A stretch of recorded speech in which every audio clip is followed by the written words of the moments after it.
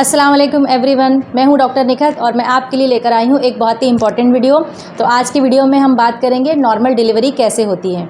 तो फ्रेंड, अगर आप प्रेग्नेंट हैं तो आज का ये वीडियो आपके लिए बहुत ही ज़्यादा बेनिफिशियल होने वाला है, क्योंकि आज की वीडियो में हम डिस्कस करेंगे हॉस्पिटल में एडमिट होने से लेकर डिस्चार्ज होने तक नॉर्मल डिलीवरी में क्या क्या प्रोसीजर होते हैं। जिन्हें ऑलरेडी डिलीवरी हो चुकी हैं तो उन्हें थोड़ा एक्सपीरियंस होता है, लेकिन जिनकी पहली डिलीवरी है उन्हें थोड़ी क्यूरियोसिटी होती है, उनके बहुत से सवाल होते हैं। तो आपके इन सारे सवालों का जवाब आज मैं इस वीडियो में देने की कोशिश करूँगी। तो फ्रेंड, ये वीडियो को आप पूरा देखिए और ये पसंद आए तो इसे लाइक भी कीजिए और चैनल पर नए हैं तो प्लीज़ चैनल को सब्सक्राइब ज़रूर कर लीजिए। तो चलिए शुरू करते हैं। तो फ्रेंड्स, प्रेगनेंसी के पूरे 9 महीने में आपके लास्ट मेंस्ट्रुअल पीरियड्स की डेट से लेकर EDD तक, यानी आपकी डिलीवरी डेट तक टोटल 40 वीक्स होते हैं। और डॉक्टर की हमेशा ये कोशिश रहती है कि आपकी डिलीवरी 37 वीक्स क्रॉस होने के बाद ही हो। आपको जो लेबर पेन आए वो 37 वीक्स के बाद ही आए। अगर 37 वीक्स के पहले किसी को दर्द आने लगे तो ये प्रीटर्म लेबर पेन होते हैं। ये प्रीमेच्योर डिलीवरी हो सकती है क्योंकि बच्चा पूरी तरह मैच्योर नहीं होता। तो बच्चे को 37 वीक्स के पहले होने वाली डिलीवरी में कुछ प्रॉब्लम्स हो सकती हैं, जैसे बच्चे को सांस लेने में तकलीफ हो सकती है या बच्चे का वज़न कम हो सकता है, बच्चा कमज़ोर हो सकता है। तो ऐसी प्रीमेच्योर डिलीवरी में बच्चे को NICU में एडमिट करना पड़ सकता है। तो इसलिए डॉक्टर की कोशिश रहती है कि 37 वीक्स के बाद ही आपकी डिलीवरी हो। प्रेगनेंसी के 90 महीने में हॉस्पिटल में डिलीवरी के लिए एडमिट होने के लिए 2 क्राइटेरिया होते हैं। एक तो ये कि आपको दर्द आ रहे हैं, आप इमरजेंसी में हॉस्पिटल में एडमिट हो रहे हैं, और दूसरा ये कि आपको दर्द आ ही नहीं रहे हैं और डॉक्टर ने आपको जो डेट दिए हैं इलेक्टिव प्लान के हिसाब से आप हॉस्पिटल में एडमिट हो रहे हैं। तो अगर आपको दर्द आ रहे हैं या इमरजेंसी में आप एडमिट हो रहे हैं तो उसमें कौन कौन सी कंडीशन रहेगी, या 90 महीने में ऐसी कौन कौन सी कंडीशन है जिसमें आपको इमीडिएटली हॉस्पिटल में जाके एडमिट होना है। तो इसमें पहली कंडीशन है पेट में दर्द, यूट्राइन कॉन्ट्रैक्शन आना, यानी पेट बहुत ज़्यादा कड़क होने लगता है, यानी यूट्रस कॉन्ट्रैक्ट होने लगता है और थोड़ी देर के बाद वो रिलैक्स होने लगता है। पेन जो है वो बैक से फ्रंट में आते हैं और प्राइवेट पार्ट में भी नीचे दर्द होने लगता है, बेरिंग डाउन टाइप पेन होता है। ये लेबर पेन्स होते हैं। दूसरा होता है ब्लीडिंग होना। अगर आपको ब्लीडिंग हो रही है या क्लॉट्स वगैरह जा रहे हैं तो उस कंडीशन में भी आपको इमरजेंसी में एडमिट होना पड़ता है। और तीसरी कंडीशन होती है लीकिंग होना। अगर आपको वजाइना से फ्लूइड लीक हो रहा है तो इसमें भी आपको एडमिट होना पड़ सकता है। ये तीनों कंडीशन इमरजेंसी में एडमिट होने वाली कंडीशन होती है। तो फ्रेंड्स, जब भी पानी छूटता है यानी जब भी लीकिंग होती है तो वो पानी का कलर पहचानना बहुत ज़्यादा ज़रूरी होता है। अगर उस पानी का कलर क्लियर हो तो कोई घबराने की बात नहीं होती, इमरजेंसी में एडमिट तो होना ही है। लेकिन सपोज़ अगर वो पानी का कलर डार्क ग्रीन कलर का हो, ग्रीनिश डार्क काही कलर का हो, तो ये कंडीशन बुरी हो सकती है, क्योंकि ग्रीन कलर का एमनियोटिक फ्लूइड ये इंडिकेट करता है कि एमनियोटिक फ्लूइड में मेकोनियम है, यानी बच्चे ने पेट में लैट्रिन पास कर दिया है, मोशन पास कर दिया है। तो ये बहुत ही ज़्यादा इमरजेंसी कंडीशन होती है। अगर आपको एमनियोटिक फ्लूइड का कलर आपको ग्रीनिश कलर का या डार्क थोड़ा गंदा जैसे दिखाई दे तो आपको तुरंत हॉस्पिटल पहुंचना है। हॉस्पिटल में आपको डॉक्टर आपको एडमिट करेंगे और इस कंडीशन में आपके डॉक्टर आपको नॉर्मल डिलीवरी के लिए भी वेट नहीं करेंगे। इस कंडीशन में आपको इमरजेंसी सिजेरियन सेक्शन ही किया जाता है। एक तो ये कंडीशन हो गई कि आपको इमरजेंसी में एडमिट होना पड़ रहा है, जिसमें आपको यूट्राइन कॉन्ट्रैक्शन हो रहे हैं या पेट में दर्द हो रहे हैं या आपको बैक पेन हो रहा है या पानी छूट रहा है या ब्लीडिंग हो रही है। लेकिन कई पेशेंट को दर्द आते ही नहीं, तो उस कंडीशन में आपको डॉक्टर की दी हुई डेट के हिसाब से एडमिट होना पड़ता है। डॉक्टर अपने हिसाब से आपके PV एग्जामिनेशन के हिसाब से आपको डेट देते हैं एडमिट होने के लिए और आपको उस डेट पे एडमिट होना पड़ता है। और उस कंडीशन में डॉक्टर आपका लेबर इंड्यूस करते हैं, यानी आपको आर्टिफिशियली दर्द लगाया जाता है। जब भी आपको डिलीवरी के लिए हॉस्पिटल में एडमिट किया जाता है तब हॉस्पिटल की एडमिशन फॉर्मेलिटीज़ पूरी की जाती हैं, जैसे admission form, consent form, formalities पूरी करने के बाद आपको एक रूम में एडमिट कर लिया जाता है, या आप जो भी फैसिलिटीज़ लेते हैं, जो भी रूम आप लेते हैं उस रूम में आपको एडमिट कर लिया जाता है। अगर आप इंडक्शन ऑफ लेबर के लिए एडमिट हुए हैं तो आपको पूरे तरीके से प्रिपेयर किया जाएगा। आपके हॉस्पिटल के कपड़े आपको पहनने पड़ेंगे, आपके प्राइवेट पार्ट को शेव किया जाएगा, आपके प्राइवेट पार्ट को बेटाडिन से अच्छी तरह क्लीन किया जाएगा और उसके बाद आपको सबसे पहले इनीमा दिया जाएगा। इनीमा देने के बाद आपको इंडक्शन ऑफ लेबर के लिए कुछ मेडिसिन स्टार्ट किए जाएंगे।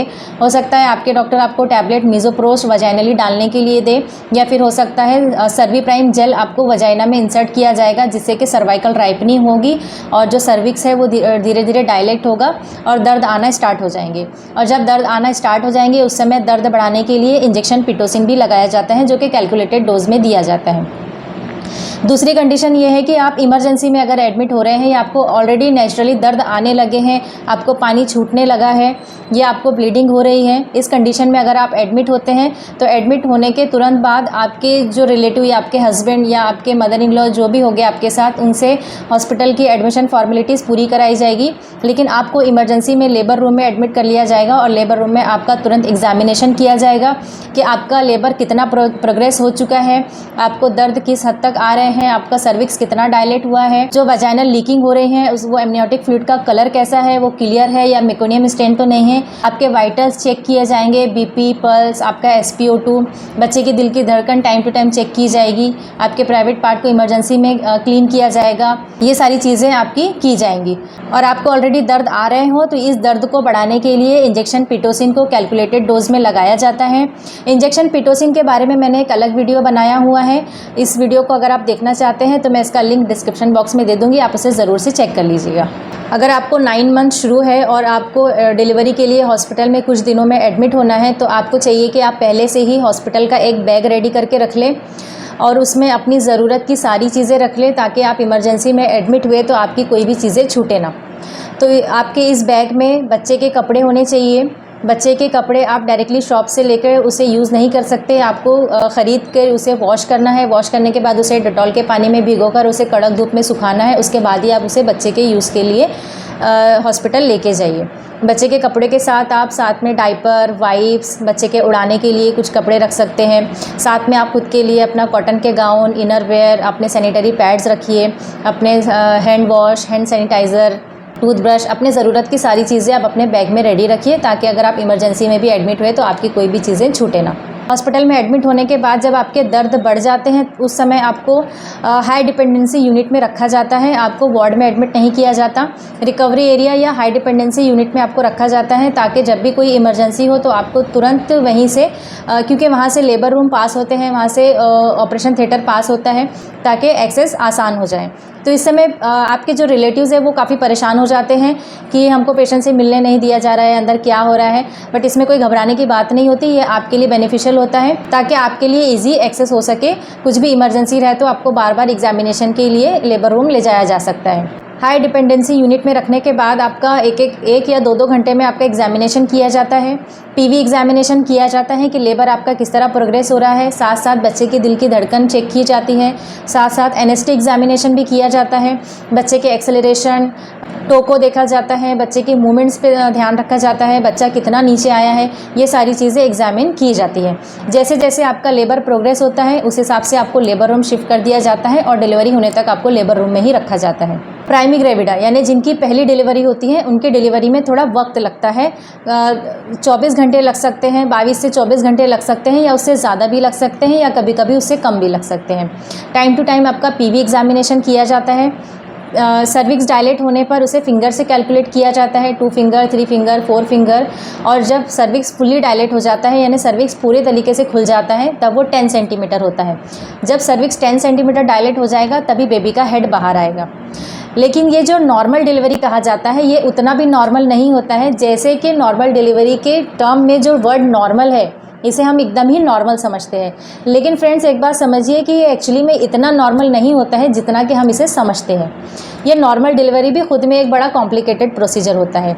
एक तो ये काफ़ी लेंदी होता है, इसमें काफ़ी टाइम लगता है, उसमें इतनी तकलीफ़ें भी बहुत ज़्यादा होती हैं। नॉर्मल डिलीवरी के लिए लेबर के 3 स्टेजेस होते हैं, stage 1, stage 2 and stage 3। Stages of labour के बारे में मैंने एक अलग वीडियो बनाया हुआ है, उसका लिंक भी मैं डिस्क्रिप्शन बॉक्स में दे दूँगी, आप उसे ज़रूर से चेक कर लीजिए। डिलीवरी के ये 3 स्टेजेस के साथ साथ बच्चे की कुछ मूवमेंट्स भी होती हैं। जब नॉर्मल डिलीवरी होती है तब बच्चे के इंगेज होने से लेकर बाहर निकलने तक बच्चे की अलग अलग 9 मूवमेंट्स होती हैं और वो मूवमेंट्स होती हैं engagement, descent, flexion, internal rotation and crowning, extension, restitution, external rotation and expulsion of trunk. ये सारी 9 मूवमेंट्स होनी चाहिए। बच्चे का हेड का जो डायमीटर है वो अगर इनलेट से ज़्यादा हुआ तो नॉर्मल डिलीवरी पॉसिबल नहीं है। ये सभी 9 मूवमेंट्स नॉर्मल डिलीवरी के लिए फेवरेबल होनी चाहिए, तभी नॉर्मल डिलीवरी पॉसिबल होती है। इन 9 मूवमेंट्स में से अगर कोई भी कंडीशन फेवरेबल नहीं हुई तो नॉर्मल डिलीवरी बहुत मुश्किल हो जाती है या हो नहीं सकती।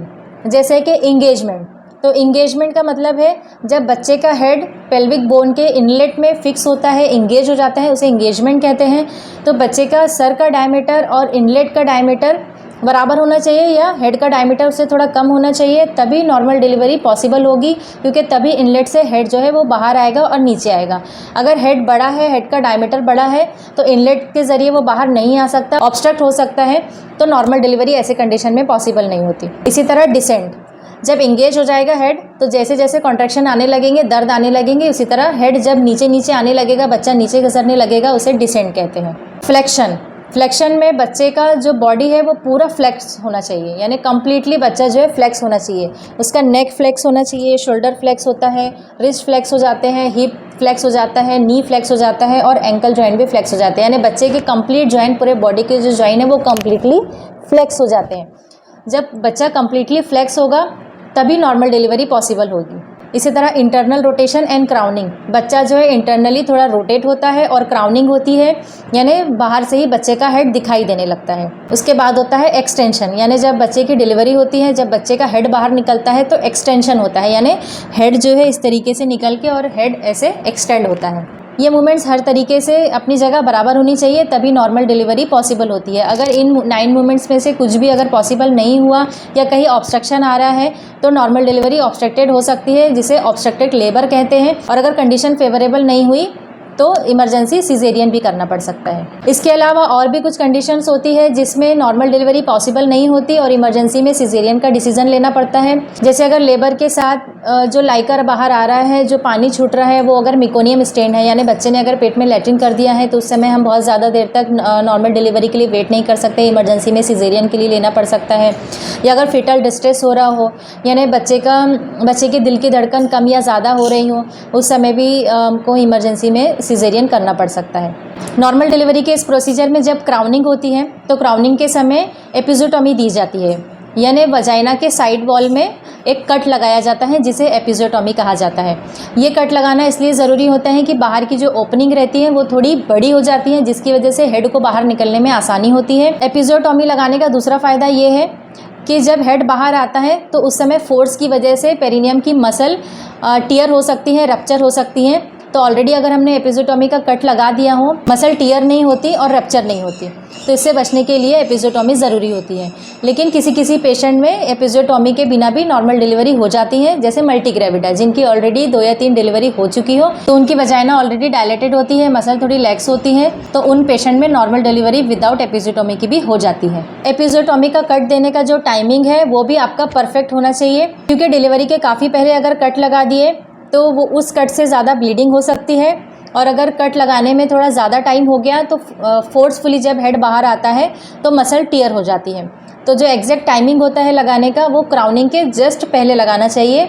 जस्ट क्राउनिंग होने वाली है तो अपने 2 फिंगर उसमें इंसर्ट करके और उसे कट लगाया जाता है, ताकि जब हेड बाहर आए तो मसल टियर ना हो और बच्चे का हेड बाहर निकलने के लिए भी आसानी हो जाए। बेबी की डिलीवरी होने के बाद बेबी को एक ट्रे में कैरी किया जाता है और उसके बैक को रब किया जाता है और अम्बिलिकल कॉर्ड को कट करके बेबी को तुरंत ही पीडियाट्रिशियन के पास में शिफ्ट कर दिया जाता है। बेबी को क्लीन किया जाता है, बेबी का वेट किया जाता है, बेबी के बर्थ का टाइम नोट किया जाता है और बेबी को तुरंत मदर के नाम का टैग लगाया जाता है, बेबी को वैक्सीन लगाया जाता है। तो ये पीडियाट्रिशियन बेबी के साथ अपना काम करते रहते हैं और इधर जो गायनेकोलॉजिस्ट रहती है वो अपने पेशेंट को हैंडल करती हैं। इसके बाद जो नेक्स्ट प्रोसीजर होता है वो है प्लासेंटा की डिलीवरी, यानी 3rd stage of labour. Placenta को केयरफुली डिलीवर किया जाता है और कॉर्ड ब्लड का सैंपल भी इसी वक्त लिया जाता है और कॉर्ड ब्लड को बच्चे के ब्लड ग्रुप और थायराइड चेक करने के लिए लैब में भेज दिया जाता है। प्लासेंटा की डिलीवरी होने के बाद कैविटी को अच्छी तरह क्लीन कर लिया जाता है। देन एपिज़ोटोमी को सूचर लगाए जाते हैं। ये सूचर गलने वाले होते हैं, इसे रिमूव करने की ज़रूरत नहीं पड़ती, ये टाइम के साथ डिज़ोल्व हो जाते हैं। इसी के साथ साथ जैसे ही प्लासेंटा की डिलीवरी होती है तुरंत बीपी पल्स मॉनिटर किया जाता है, चेक किया जाता है। इंजेक्शन मिथार्जिन लगाया जाता है जो कि ब्लीडिंग को कंट्रोल करता है। फ्रेंड्स, इंजेक्शन मिथार्जिन के बारे में अगर आप जानना चाहते हैं तो इसके लिए मैंने एक अलग वीडियो बनाया हुआ है, इसका लिंक डिस्क्रिप्शन बॉक्स में मैं दे दूंगी, आप ज़रूर से चेक कर लीजिएगा। पेशेंट को सेटल करने के बाद उसे लेबर रूम से रिकवरी रूम में शिफ्ट कर दिया जाता है और रिकवरी रूम में शिफ्ट करने के बाद मदर को और बेबी को रिकवरी रूम में 2 घंटे के लिए रखा जाता है।